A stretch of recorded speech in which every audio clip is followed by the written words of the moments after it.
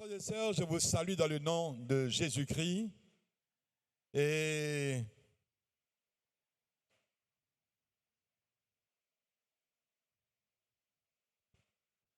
nous sommes en train de voir dans ce trimestre la nécessité du salut et les caractéristiques ou implications dans la vie des hommes au travers des alliances que Dieu a faites avec les patriarches de l'Ancien et du Nouveau Testament. Et dans ce cadre-là, ce matin, nous allons analyser en ce jour l'alliance de Dieu avec le patriarche Abraham. Quelle fut son attitude suite à l'alliance que Dieu a établie avec lui? Quelles leçons pouvons-nous tirer, en tirer de ses actes? Quelles sont les vérités qui se dégagent de son alliance et qui sont applicables dans nos vies aujourd'hui? Quelles sont les applications spirituelles qui en ressortent? Nous commencerons par dire, d'abord, qu'est-ce qu'une alliance? Une alliance, le dictionnaire dit que c'est l'union entre Dieu et les hommes.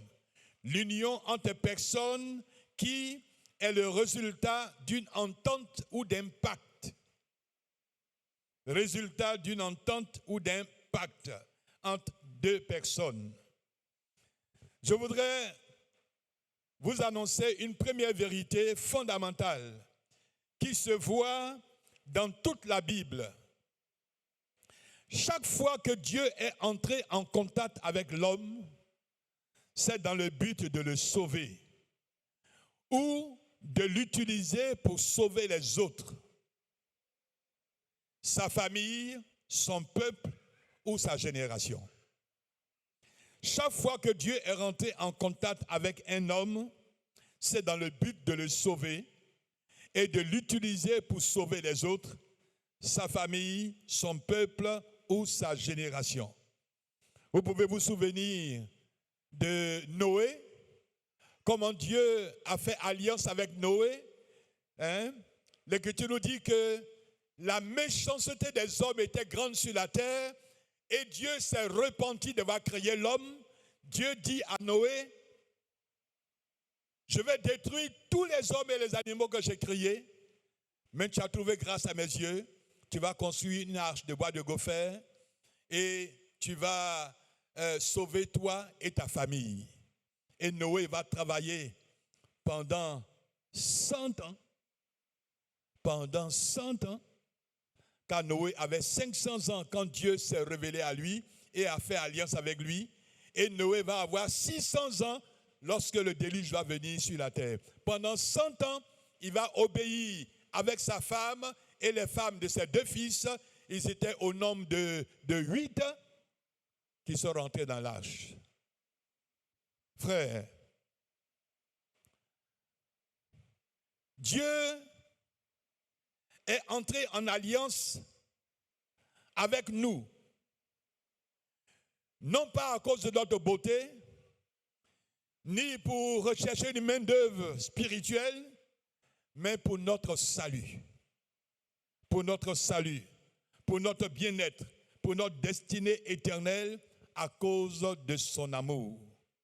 À cause de son amour. Notre tête de base est dans Genèse chapitre 12, mais je voudrais que nous lisions d'abord Luc chapitre 1, verset 76-77, qui apparaît comme une révélation de l'alliance de Dieu par le Christ en faveur d'Israël, de l'Église, de Christ et de l'humanité tout entière. Il est écrit, « Et toi, petit enfant, tu seras appelé prophète du Très-Haut, car tu marcheras devant la face du Seigneur pour préparer ses voies, afin de donner à son peuple la connaissance du salut par le pardon de ses péchés. » Je voudrais qu'on répète après moi, la connaissance du salut par le pardon de ses péchés. C'est très important. Donc, Dieu offre son salut aux hommes et ce salut-là passe par le pardon de leurs péchés. Et ça, c'est très important de le savoir.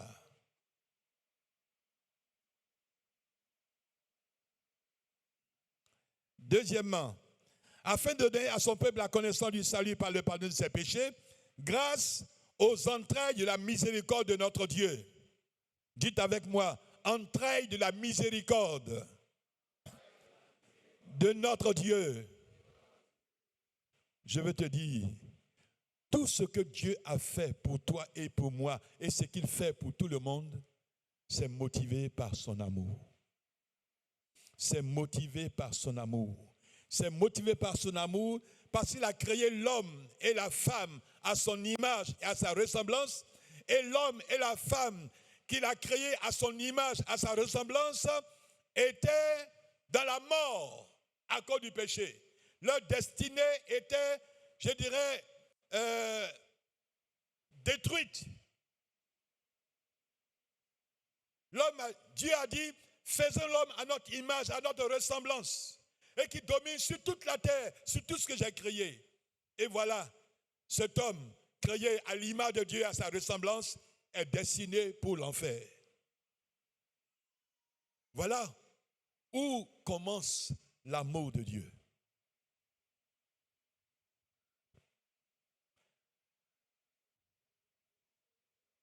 Et toi, petit enfant, tu seras appelé prophète du Très-Haut, car tu marcheras devant la face du Seigneur pour préparer ses voies, afin de donner à son peuple la connaissance du salut par le pardon des péchés, grâce aux entrailles de la miséricorde de notre Dieu, en vertu de laquelle le soleil levant nous a visités d'en haut.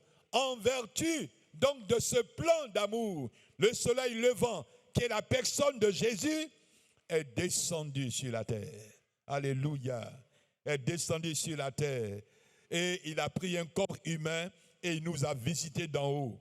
Frères et sœurs, adorateurs du Dieu vivant. La visitation du soleil levant est l'image du Christ Jésus, qui s'est incarné dans un corps humain pour donner le salut à l'humanité tout entière par le pardon des péchés. Jean-Baptiste a dit, voici l'agneau de Dieu qui ôte le péché du monde. À cause de la miséricorde de notre Dieu. Dieu est miséricordieux. Dieu est compatissant. Dieu est plein d'amour. Alléluia. C'est la preuve de son amour. Et il a manifesté dans ce grand verset que nous connaissons, Jean 3,16, car Dieu a tant aimé le monde qu'il a donné son Fils unique afin que quiconque croit en lui ne périsse point, mais qu'il ait la vie éternelle. Afin que quiconque croit en lui, afin que quiconque qui entre en alliance avec le Seigneur puisse bénéficier non pas de la perdition, mais du salut éternel. Alléluia. Alléluia. Est-ce que tu peux acclamer le Seigneur pour cela, mon frère, ma soeur? Alléluia. Oui, ce Dieu t'a aimé. L'Écriture nous dit encore ailleurs dans Romains chapitre 5 et le verset 8, il a dit Dieu prouve son amour envers nous. En ce que lorsque nous étions encore des pécheurs, Dieu prouve son amour envers nous en ce que lorsque nous étions encore des pécheurs, Christ est mort pour nous. Nous étions encore dans l'ignorance, ne sachant pas que ce Dieu-là, je dirais, a conçu un plan d'amour pour notre salut. On était encore dans l'ignorance, mais ce Dieu-là a donné sa vie par Jésus-Christ pour notre salut. C'est pour cela que l'image de la Sainte Seine, chaque fois, le Seigneur dit, lorsque vous prenez ceci, lorsque vous prenez le pain, mangez ceci est mon corps qui est rompu pour vous. Faites ceci en mémoire de moi. Il dit, prenez cette coupe, buvez-la, partagez-la entre vous tous. Car cette coupe est la nouvelle alliance en mon sang. Faites ceci en mémoire de moi. Frères et sœurs, Jésus-Christ est mort. Jésus-Christ est mort il y a près de 2000 ans. Mais son désir, c'est que cette œuvre de la croix, qui est le centre, je pourrais dire, du salut de l'humanité, soit continuellement rappelée. Soit continuellement rappelée, afin que ceux qui vont naître maintenant et ceux qui naîtront demain puissent savoir qu'au travers de la mort de Jésus, qu'ils ont été sauvés. Alléluia. C'est pour cela les églises où on ne prend la Sainte Seine qu'une fois par mois, une fois par an, ils sont carrément à côté de la vérité de Dieu. Le Seigneur dit, chaque fois que vous vous rassemblez, faites ceci en mémoire de moi. C'est parce que si on doit faire la Sainte Seine mercredi, mardi, jeudi, à chaque fois qu'on a des réunions, ça va faire quand même un peu de dépenses. C'est pourquoi on a réservé la Sainte Seine au moment du culte. Sinon, chaque fois qu'on se retrouve là, on devait faire la Sainte Seine. C'est ce qui se passait dans les Actes des Apôtres. Lisons maintenant, chers frères et sœurs, l'histoire de l'alliance de salut que l'Éternel a établie avec Abraham. Et cela dans Genèse chapitre 12, versets 1 à 8. L'Éternel dit à Abraham, va-t'en de ton pays, de ta patrie et de la maison de ton père, dans le pays que je te montrerai. Je ferai de toi une grande nation et je te bénirai, je rendrai ton nom grand et tu seras une source de bénédiction. Je bénirai ceux qui te béniront et je maudirai ceux qui te maudiront. Et toutes les familles de la terre seront bénies en toi. Abraham partit, comme l'Éternel le lui avait dit, et Lot partit avec lui. Abraham était âgé de 75 ans lorsqu'il sortit de Charan. Abraham prit Sarai, sa femme, et Lot, fils de son frère, avec tous les biens qu'il possédait et les serviteurs qu'il avait acquis à Charan. Ils partirent pour aller dans le pays de Canaan et ils arrivaient au pays de Canaan. Abraham parcourut le pays jusqu'au lieu nommé Sichem, jusqu'au Shem de Morée. Les Cananéens étaient alors dans le pays. L'Éternel apparut à Abraham et dit, je te donnerai ce pays, je donnerai ce pays à ta postérité. Et Abraham bâtit là un autel à l'Éternel qui lui était apparu. Il se transporta de là vers la montagne à l'orient de Béthel et il dressa des tentes ayant Béthel à l'occident et Haï à l'occident. Il bâtit encore là un autel à l'Éternel et il invoqua le nom de l'Éternel. Ces différents autels, frères, étaient des lieux d'adoration. Donc à partir de là, chaque fois que Dieu s'est révélé à Abraham, Abraham a élevé un autel d'adoration, de reconnaissance, où il faisait des sacrifices à l'Éternel. Et Dieu lui parlait, et lui aussi parlait à Dieu. Alléluia. Voilà donc le culte, la relation qui doit exister entre un homme et une femme sauvée par le Seigneur, qui doit être un adorateur. Et cette année, nous voulons être de ces vrais adorateurs du Dieu vivant, en esprit et en vérité. Alléluia. C'est des comportements qu'il nous faut imiter. Qu'est-ce que le salut? Le salut est le fait d'être sauvé, sauvé d'un danger. Et le danger mis en évidence, le danger primordial que la Bible présente, c'est le danger du péché. Le salaire du péché, c'est quoi? La mort. C'est le fait d'être sauvé d'un danger et le danger du péché qui entraîne à une mort certaine, comme Adam et Ève. Dieu a dit, si vous mangez de ce fruit, vous mourrez certainement. Et le diable, en les tentant, disait, vous n'allez pas mourir, vous n'allez pas mourir. Dieu sait que si vous mangez de ce fruit, vos yeux s'ouvriront et vous serez comme Dieu connaissant toutes choses. Le diable les a trompés. Ils ont mangé et la mort est intervenue. Donc, qu'est-ce que le salut? C'est le fait d'être sauvé d'un danger, du péché qui entraîne à une mort certaine et éternelle, dans lequel Dieu, dans son amour et sa miséricorde, veut délivrer l'homme qu'il a créé à son image et à sa ressemblance. Dieu est donc, je dirais, jaloux de ce que l'homme qu'il a créé à son image, à sa ressemblance, a pris le chemin de la perdition et va être exterminé complètement.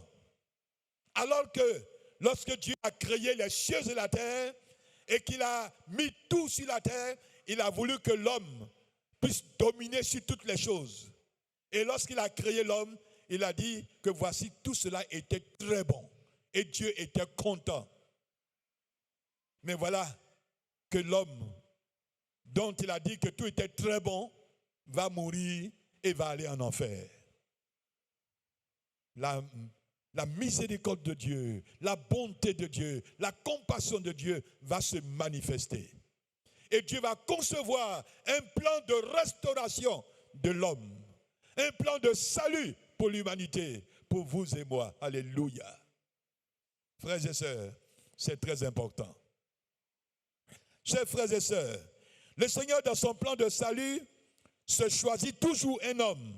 Et là, c'est un homme du nom d'Abraham, qui avait pour père Térak, qui lui-même est descendant de Noé par son fils Sem après le déluge. Quel est le but que Dieu veut atteindre en choisissant Abraham et quel est l'objectif qu'il poursuit? Au regard de tout ce test, nous voyons que Dieu voulait, à partir de ce choix d'Abraham et de son appel, sauver un homme et au travers de lui, créer un peuple, une nation juive, une descendance d'adorateurs à qui il se révélerait comme le Dieu unique et qui marchera selon les principes de l'Éternel pour atteindre ses objectifs. Pour employer le terme du pasteur Abraham, quand la grâce de Dieu te localise, quand la grâce de Dieu te choisit pour un but précis. Alléluia. Frères et sœurs, oui, la grâce de Dieu t'a localisé, m'a localisé. Oui, je dirais la bonté de Dieu nous a localisés pour faire de nous des enfants de Dieu. Alléluia. Oui, Dieu a localisé Abraham pour ouvrir la porte du salut à sa famille et par ricochet à l'humanité tout entière. Dieu veut, à partir d'un homme modèle qui lui obéit, atteindre des objectifs et cela va se concrétiser en Christ Jésus plus tard pour l'humanité entière. Frères et sœurs adorateurs du Dieu vivant, je voudrais te dire ce matin que c'est le même schéma que Dieu utilise avec toi et moi. Est-ce que tu es conscient de cela? C'est la première vérité que nous découvrons. Dans Jean chapitre 15, verset 16, Jésus dit, « Ce n'est pas vous qui m'avez choisi, mais moi je vous ai choisi et je vous ai établi afin que vous alliez et que vous portez du fruit et que votre fruit demeure. Afin que ce que vous demanderez au Père en mon nom, il vous le donne. » Alléluia. Dieu voulait donc, je voudrais répéter cette affirmation, Dieu voulait par le choix d'Abraham commencer l'histoire d'une famille qui va vivre par la foi en comptant sur Dieu pour avancer dans l'inconnu. Pour avancer dans l'inconnu avec espérance. Quelqu'un qui le connaîtrait et qui le servirait avec foi et fidélité. Est-ce que tu es cette femme? Est-ce que tu es cet homme là, aujourd'hui, où tu m'entends? Alléluia. Frères et sœurs, je voudrais que tu sois cet homme, que tu sois cette femme. Dieu ne t'a pas localisé en vain. Dieu t'a choisi, Dieu m'a choisi pour que chacun de nous, sorti de différentes familles, mais au travers de nous, Dieu veut toucher notre famille biologique. Mais en même temps, Dieu veut créer à partir de nous une nouvelle famille d'adorateurs qui vont le servir, qui vont le reconnaître comme Dieu et qui vont le servir, à qui il va révéler sa parole. Et cette parole sera ensuite alors léguée également à d'autres personnes. Alléluia. Qu'est-ce que la foi? La foi est une ferme assurance des choses qu'on espère et une démonstration de celles qu'on ne voit pas. Voyez-vous, l'Écriture nous dit, dans Matthieu 6, verset 33, cherchez premièrement le royaume et la justice de Dieu. et toutes les autres choses vous seront données par-dessus. Celui qui s'engage avec Dieu, qui cherche le royaume des cieux et qui a trouvé le royaume des cieux, alors, parce qu'il a trouvé le Seigneur, toutes les bénédictions vont le suivre, vont l'accompagner.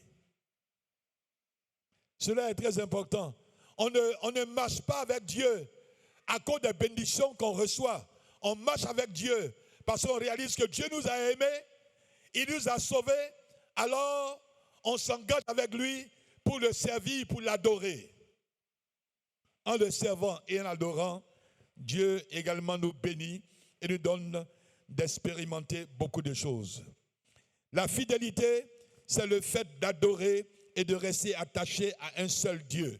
Tu n'auras pas d'autre Dieu devant ma face. Exode 20, verset 3. Et Dieu a demandé à Abraham de sortir de sa patrie, de la maison de son père, parce que les parents adoraient plusieurs dieux. Et Dieu veut se révéler à quelqu'un afin que cette personne connaisse le Dieu unique. Et j'espère que toi et moi, nous connaissons ce Dieu unique. On n'a pas un autre Dieu. Tu n'as pas encore des fétiches, des amulettes que tu adores. Mais nous voulons être de ceux-là qui adorent le vrai Dieu et l'unique Dieu. Alléluia. Amen. Le but de Dieu est que cet homme Abraham engendrera une famille d'adorateurs qui connaîtraient, enseigneraient et garderaient les voies de Dieu. C'est ce que le Seigneur révèle dans Genèse 18, verset 8. C'est un passage que le Seigneur a révélé plus tard. Genèse 18, verset 8. Dieu dit, Abraham deviendra certainement une nation grande et puissante, et en lui seront bénies toutes les nations de la terre, car je l'ai choisi afin qu'il ordonne à ses fils et à sa maison après lui de garder la voie de l'Éternel en pratiquant la droiture et la justice. Alléluia. Aujourd'hui, l'Éternel notre Dieu porte le nom du Dieu d'Abraham, du Dieu d'Isaac et du Dieu de Jacob. Parce qu'Abraham a réussi, je pourrais dire dans le test que Dieu a établi avec lui. Abraham a réussi. Il a amené son fils Isaac également à marcher avec ce Dieu. Il a amené Jacob à marcher avec ce Dieu. Et nous bénissons le Seigneur. Par ricochet, voilà ce que Dieu veut faire de ta vie, de la vie de chacun d'entre nous qui sommes sauvés. Et c'est le même but que Dieu veut atteindre et poursuit avec ta vie, mon frère et ma soeur, adorateur de Dieu vivant. Dieu veut passer par toi pour créer une famille qui va le reconnaître comme Dieu et garder sa parole et ses commandements. Alors nous avons le devoir de faire connaître ce Dieu à notre famille, dans notre entourage. Alléluia. Je disais au premier culte que je me suis converti tout seul et j'ai commencé à marcher avec Dieu en 73. Mais Dieu, dans son plan d'amour, a permis que je rencontre mon épouse, a permis que nous formons une famille, a permis que nous puissions avoir 4 enfants et que ces enfants aujourd'hui ont grandi. Tous les 2 grands enfants sont mariés et chacun déjà a 2 enfants. Donc de moi seul, Dieu a fondé une famille et une famille qui est en train de s'agrandir. Toi, tu es seul aujourd'hui, mais sache que Dieu a un plan pour faire de toi une grande famille. Alléluia. Pour faire de toi une grande famille. Dieu veut te donner une épouse. Dieu veut te donner un mari. Dieu veut te donner des enfants. Et Dieu veut que dans la famille que tu vas créer, ce soit une famille d'adorateurs. Une famille qui connaît Dieu, qui loue Dieu, qui adore Dieu. Et que vous allez propager au travers de votre foi la parole de Dieu à d'autres personnes. Alléluia. Voilà le but de Dieu pour chaque homme, pour chaque femme sur la terre. Comment Dieu s'y prend pour Abraham? Ou bien comment Dieu s'y est pris avec Abraham? La Bible dit, il se révèle à lui et lui dit, Abraham. Abraham me répond, me voici. Il dit, va-t'en de ton pays, de ta patrie, de la maison de ton père, vers un pays que je te montrerai. Abraham en obéissant à la voix du Seigneur, à l'Éternel, coupe avec son passé traditionnel, culturel et ancestral. Il ne savait pas où Dieu le conduirait, mais il part par la foi sous la conduite et la direction de Dieu. Alléluia. Frères et sœurs, c'est de cette manière que Dieu également veut nous conduire. Dans Hébreux chapitre 11, verset 8, la Bible révèle et confirme que c'est par la foi qu'Abraham, lors de sa vocation, obéit et partit pour un Dieu qu'il devait recevoir en héritage et qu'il partit sans savoir où il allait. Quelquefois, en tant que chrétien, nous marchons avec le Seigneur et c'est comme si l'horizon est un peu sombre. On se dit, mais avec le Seigneur, là même où je vais? Hein? Ceux qui ne connaissent pas Dieu disent, mais toi, tu es en train de te perdre. Toi, alléluia, à faire de ton église, à faire de ton église. On va voir où tu vas arriver. On va voir où tu vas arriver. Oui, on me l'a dit cela. Mon oncle, qui était un directeur d'école, un homme aisé en son temps, me disait, mais qu'est-ce que je vais chercher dans l'église, alléluia, à l'assemblée de Dieu d'arriver. Et puis j'étais membre. Il me disait que je suis allé me perdre. Mais en l'espace de 5 ans, de 73 à 78. Donc, 73 à 78. Mais avant même 78, le Seigneur a permis que l'église de l'Assemblée de Dieu m'envoie en France pour un mois. Dans ma famille, avec mon oncle, il n'y avait personne qui était parti en France. En 76-77, l'Assemblée de Dieu m'a envoyé en France. J'ai été le premier de ma famille qui a mis pied en France. Alléluia. Et c'est l'église qui m'a envoyé. Mon frère, Dieu va t'élever. Dieu va t'élever. Crois au Seigneur Jésus. Tu as mis, je dirais, ta main dans la main du Seigneur. Crois que le Seigneur va t'amener à faire de grandes choses. Alléluia. Deuxième vérité. Oui, frères et sœurs. C'est par la foi que nous suivons le Seigneur et que nous espérons dans ses promesses. Quand on suit Dieu, on ne sait pas où on va, mais on est confiant que Dieu nous conduit dans la bonne voie pour notre futur éternel. Alléluia. Ne doute pas un seul instant que parce que tu marches avec le Seigneur, alors ton lendemain serait un lendemain flou. Non, non, non, non, non. Dieu, c'est la perfection. Dieu, c'est la bonté.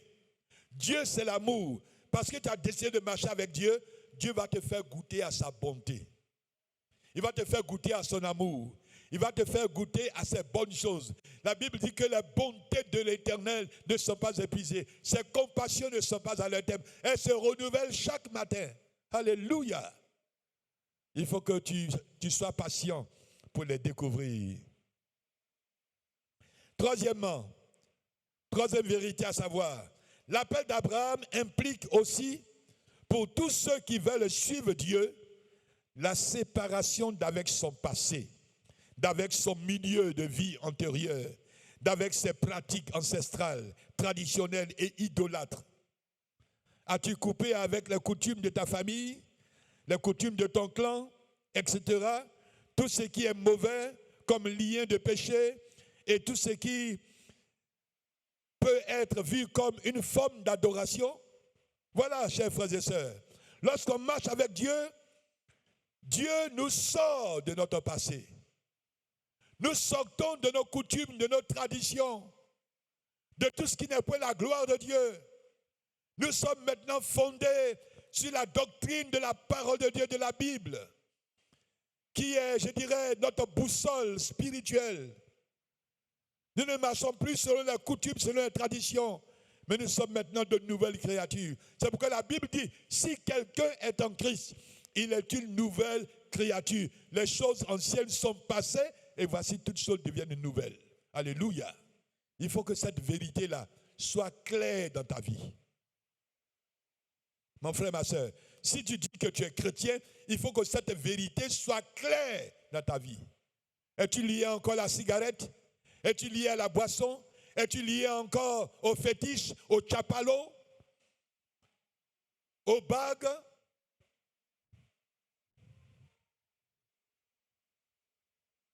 Laisse-toi délivrer par le Seigneur. Laisse-toi libérer par le Seigneur. Alléluia. Abraham a coupé ainsi avec son passé culturel, comme ce fut le cas d'une jeune femme du nom de Ruth la Moabite, qui volontairement a désiré aller avec Naomi. Voici ce qu'elle a dit. Ne me presse pas de retourner. Ne me presse pas de retourner vers mon peuple, car là où tu iras, j'irai. Là où tu demeureras, je demeurerai. Ton peuple sera mon peuple et ton Dieu sera mon Dieu. Où tu mourras, je mourrai et j'y serai enterré. Alléluia. Alléluia. Frères et sœurs, de telles déclarations doivent ressortir de notre cœur. Même si tu ne confesses pas à quelqu'un, tu dois être convaincu que tu t'engages avec le Seigneur. Là où il est, c'est là que tu veux être. Je m'engage à suivre Jésus jusqu'à la mort. Chrétien jusqu'à la mort. Chrétien jusqu'à la mort. Chrétien jusqu'à la mort. Je suis chrétien jusqu'à la mort.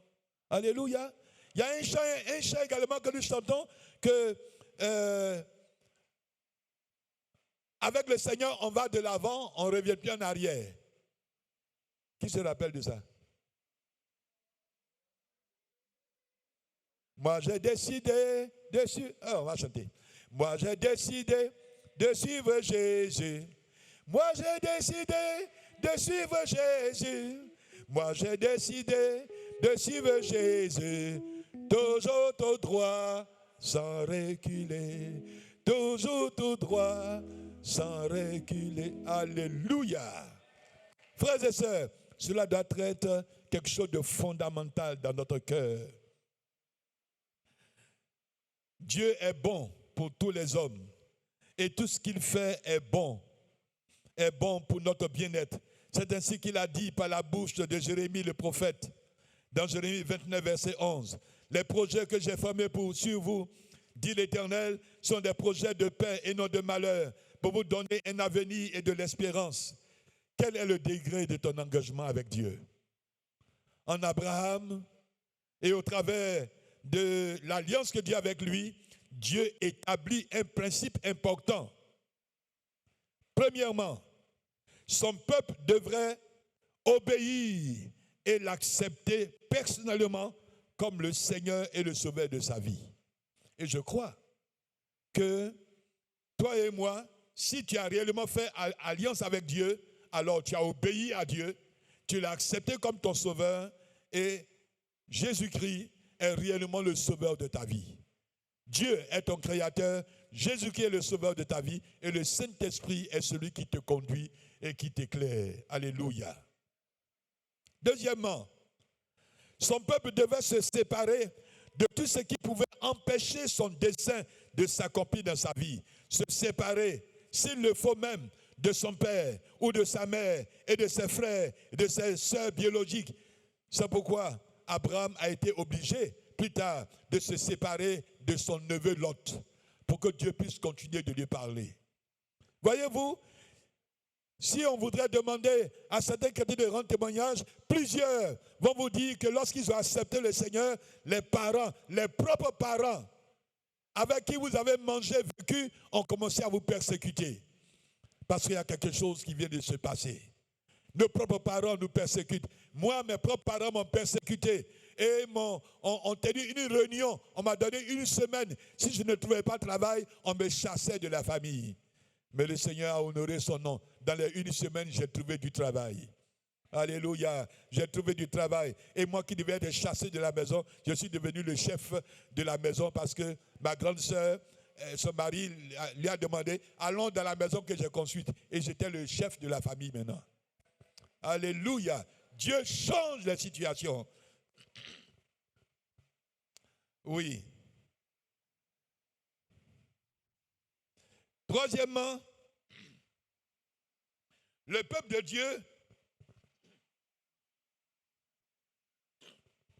Troisièmement,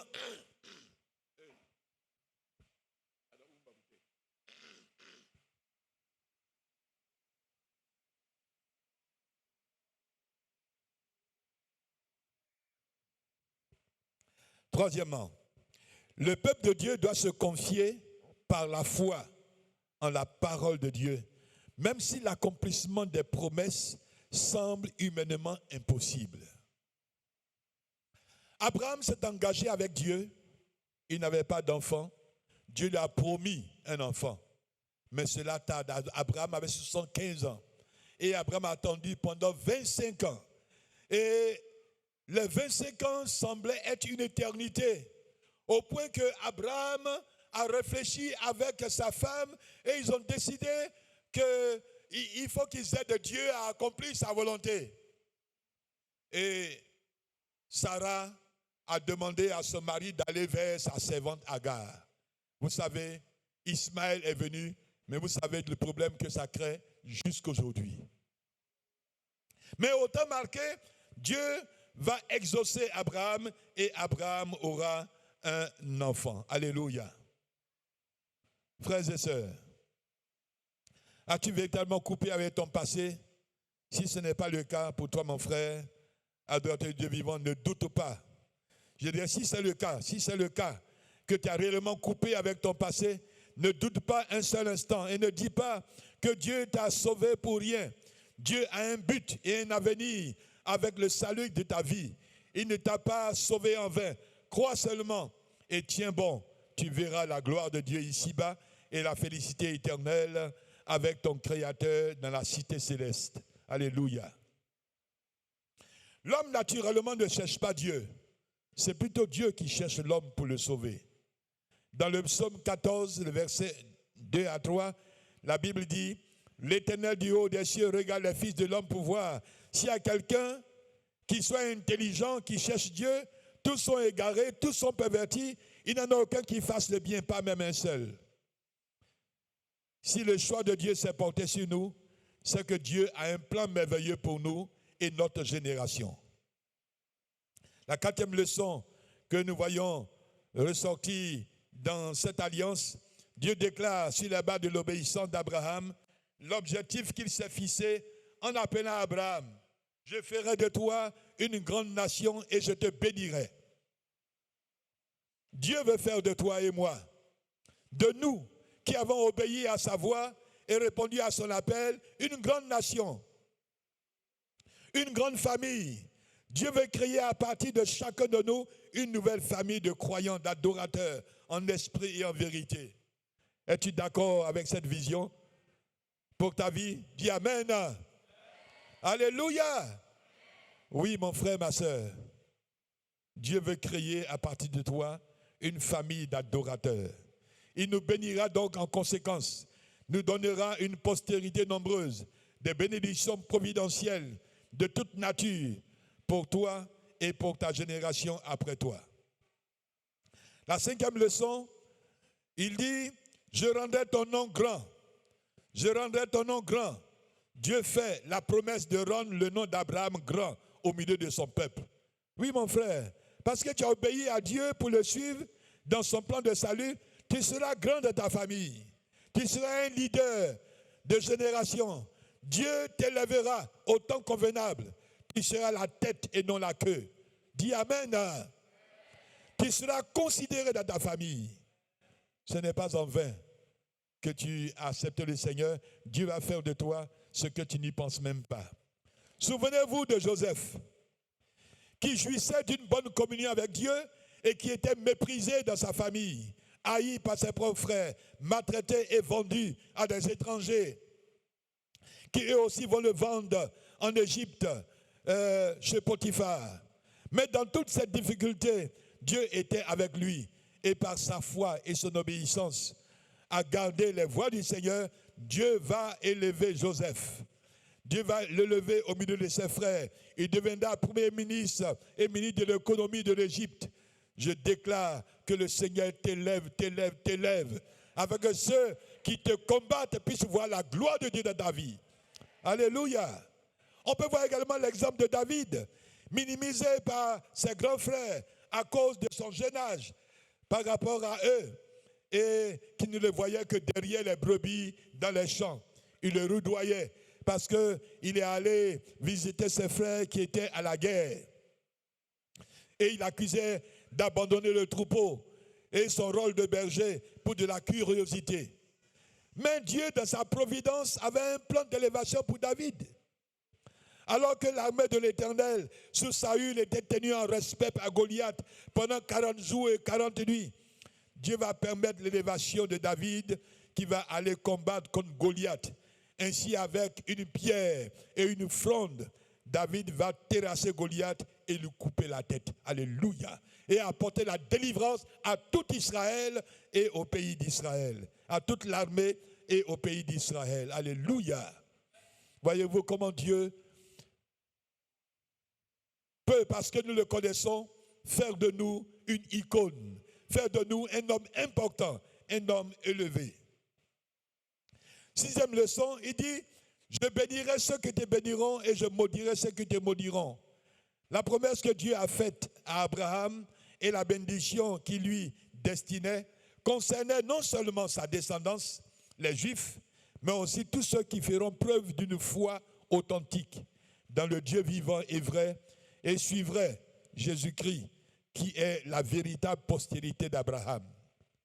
Voyez-vous, la parole de Dieu le révèle dans le Nouveau Testament, dans le livre de Galates au chapitre 3, le verset 6 à 9, et nous lisons, « Comme Abraham crut à Dieu et que cela lui fit imputer à justice, reconnaissez donc que ce sont ceux qui ont la foi qui sont fils d'Abraham. » Alléluia. Tous ceux qui ont la foi, la Bible déclare qu'ils sont fils d'Abraham. Aussi, l'Écriture prévoyant que Dieu justifierait les païens par la foi, a d'avance annoncé cette bonne nouvelle à Abraham. Toutes les nations seront bénies en toi, de sorte que ceux qui croient sont bénis en Abraham le croyant. Amen. Tous ceux qui bénissent Israël seront bénis. Et tous ceux qui maudissent Israël seront maudits. De même, tous ceux qui bénissent les chrétiens, les enfants de Dieu, seront bénis, et tous ceux qui les maudissent seront maudits. Ça, c'est une vérité. S'il y a des parents qui vous maudissent, qui ne disent que des mauvaises choses contre vous, en tout cas, ils attirent sur eux-mêmes des malédictions.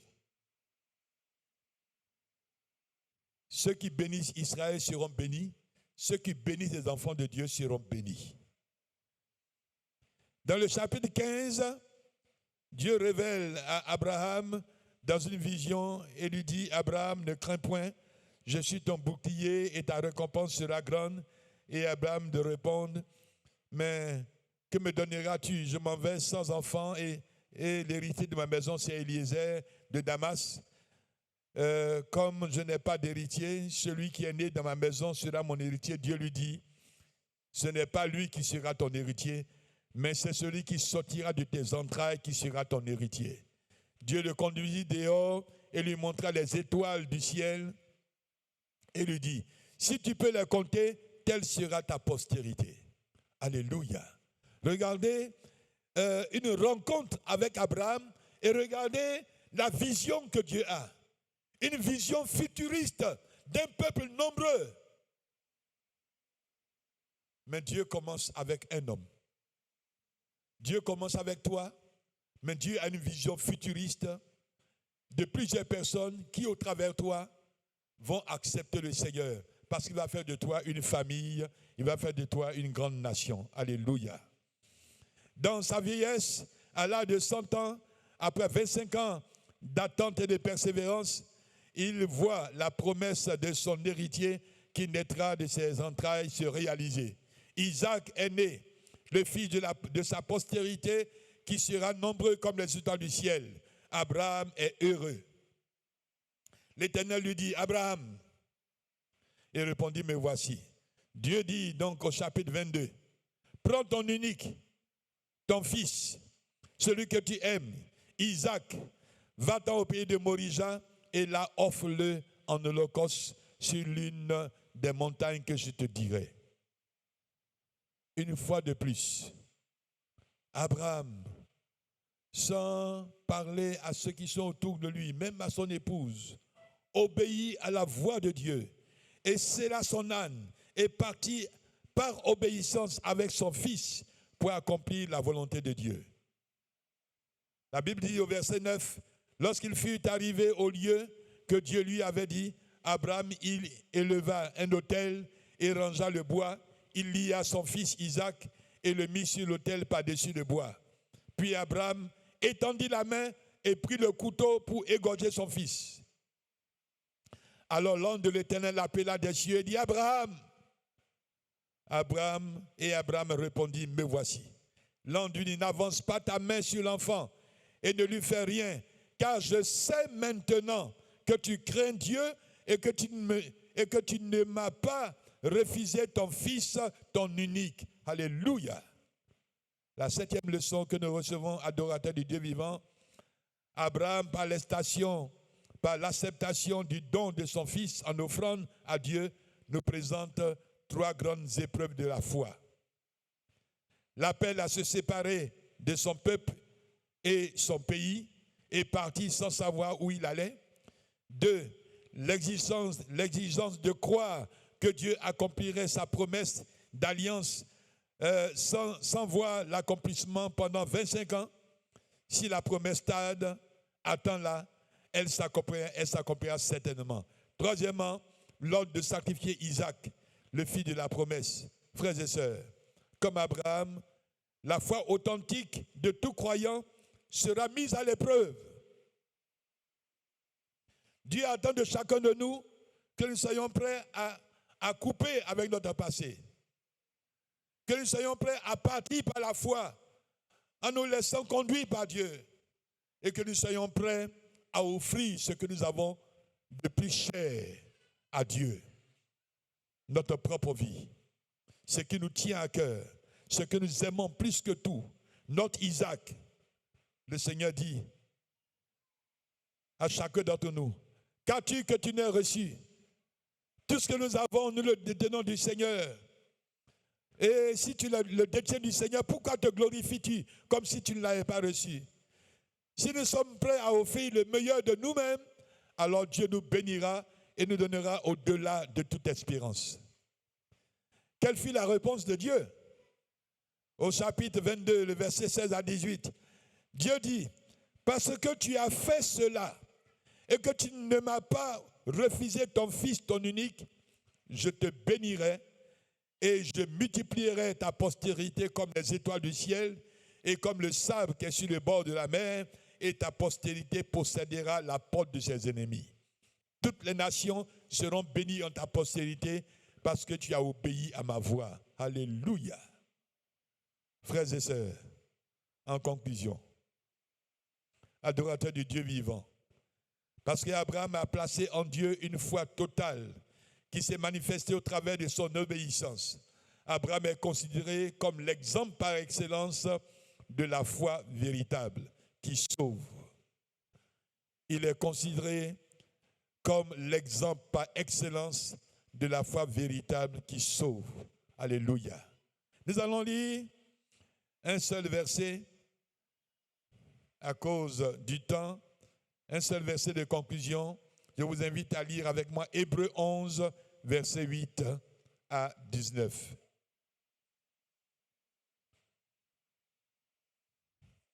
Hébreux 11, verset 19. 11, verset 8 à 19. À partir du verset 8. C'est par la foi qu'Abraham, lors de sa vocation au pays, est parti pour un lieu qu'il devait recevoir en héritage et qu'il partit sans savoir où il allait. C'est par la foi qu'il vint s'établir dans la terre promise comme dans une terre étrangère, habitant sous des tentes, ainsi qu'Isaac et Jacob, les co-héritiers de la même promesse. car il attendait la cité qui a de solides fondements, celle dont Dieu est l'architecte et le constructeur. C'est par la foi que Sarah elle-même, malgré son âge avancé, fut rendue capable d'avoir une postérité parce qu'elle crut à la fidélité de celui qui avait fait la promesse. C'est pourquoi d'un seul homme déjà usé de corps naquit une postérité nombreuse comme les étoiles du ciel, comme le sable qui est sur le bord de la mer et qu'on ne peut compter. C'est dans la foi qu'ils sont tous morts sans avoir obtenu les choses promises, mais ils les ont vus et salués de loin, reconnaissant qu'ils étaient étrangers et voyageurs sur la terre. Ceux qui parlent ainsi montrent qu'ils cherchent une patrie. S'ils avaient eu en vue celle d'où ils étaient sortis, ils auraient eu le temps d'y retourner. Mais maintenant, ils en désirent une meilleure, c'est-à-dire une céleste. C'est pourquoi Dieu n'a pas honte d'être appelé leur Dieu, car il leur a promis une cité. C'est par la foi qu'Abraham offrit Isaac lorsqu'il fut mis à l'épreuve et qu'il offrit son fils unique, lui qui avait reçu les promesses et à qui il avait été dit en Isaac, en Isaac sera nommé pour toi une postérité. Il pensait que Dieu est puissant même pour ressusciter les morts, aussi le recouvra-t-il par une sorte de résurrection. Alléluia, alléluia. Frères et sœurs, que le Seigneur vous bénisse. Que le Seigneur vous bénisse. Et qu'au travers de l'histoire d'Abraham, vous percevez, je dirais dire, le plan de travail de Dieu le Créateur. Dieu utilise la même méthode pour tous les hommes. Il va utiliser la même méthode avec Moïse pour le salut du peuple d'Israël. Et cela, lorsqu'on étudie également cela, on voit plusieurs expériences que Moïse a faites, qui sont des expériences qui également que nous devons faire par rapport à notre alliance avec le Seigneur. Que Dieu nous bénisse. Amen.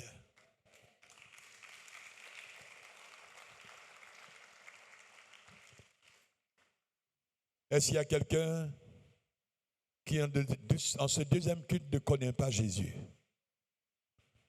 Je voudrais te donner l'occasion de faire la paix avec le Seigneur. Car si tu aimes les choses de Dieu, si tu aimes la parole de Dieu, si tu entends parler du Seigneur, j'aimerais que tu saches que le Seigneur, dans son grand amour, a mis tout en œuvre pour ton salut. Donc si tu es là, que tu ne connais pas Jésus, tiens-toi debout, nous allons simplement prier pour toi. Y a-t-il un homme? Y a-t-il une femme? Non. Que Dieu vous bénisse. Deuxièmement,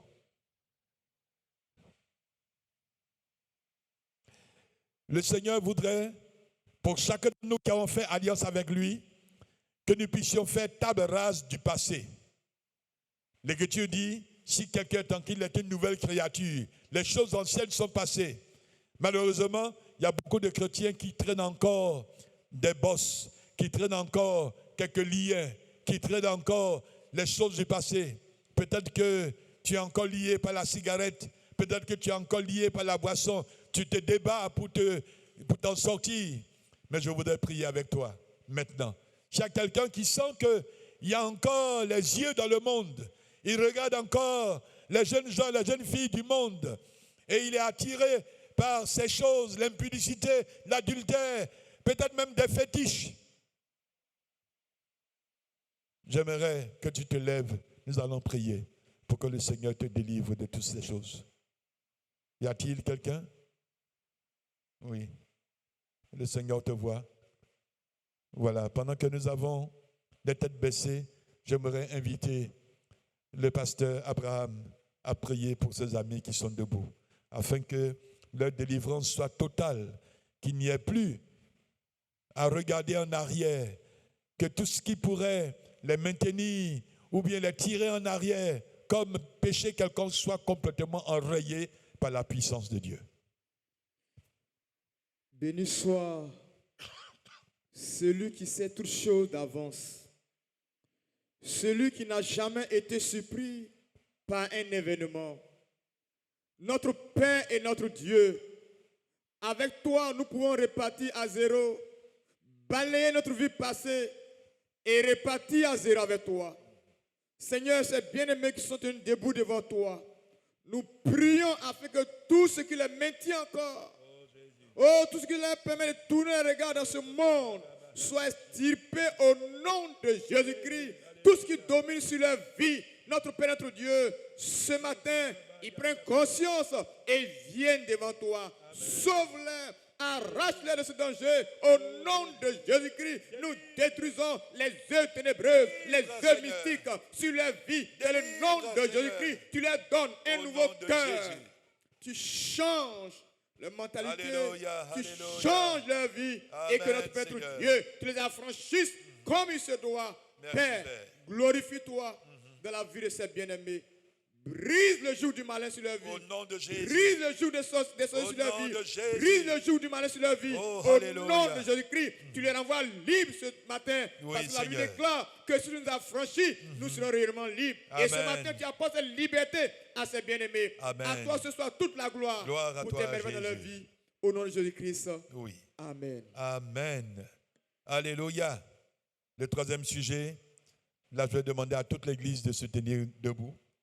Et je vais inviter l'ancien Billet qui va venir prier pour chacun d'entre nous. Voilà, le chemin avec le Seigneur n'est pas un chemin qui est programmé. Ce n'est pas un chemin dont la limite est programmée. Nous sommes avec le Seigneur et nous marchons avec le Seigneur. Nous ne savons pas quand est-ce que le Seigneur va venir. Il dit, je viens bientôt. Nous attendons sa venue.